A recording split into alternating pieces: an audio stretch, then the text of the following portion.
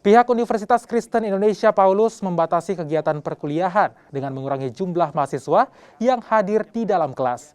Sebelumnya, 40 mahasiswa dapat menghadiri perkuliahan di dalam kelas, kini hanya dapat dihadiri 10 hingga 15 mahasiswa. Sementara mahasiswa lainnya dapat mengikuti perkuliahan melalui daring. Hal ini dilakukan pihak kampus setelah COVID-19 meningkat dan berdasarkan keputusan pemerintah pusat untuk mengurangi kapasitas mahasiswa yang mengikuti perkuliahan secara tatap muka.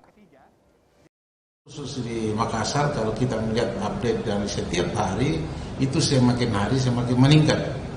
Juga secara nasional itu semakin meningkat.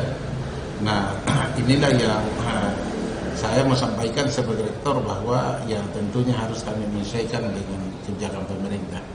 Bahwa setiap satu kelas, kalau kita bicara tentang aturan dari Dikti bahwa non eksakta itu ada, kalau satu kelas itu 40 mahasiswa satu dosen.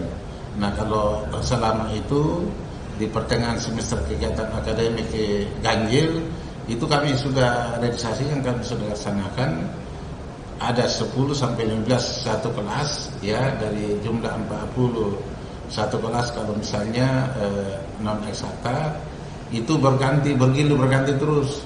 Jadi satu minggu untuk onsite, ya, kemudian minggu berikutnya lagi yang kuliah online itu berganti.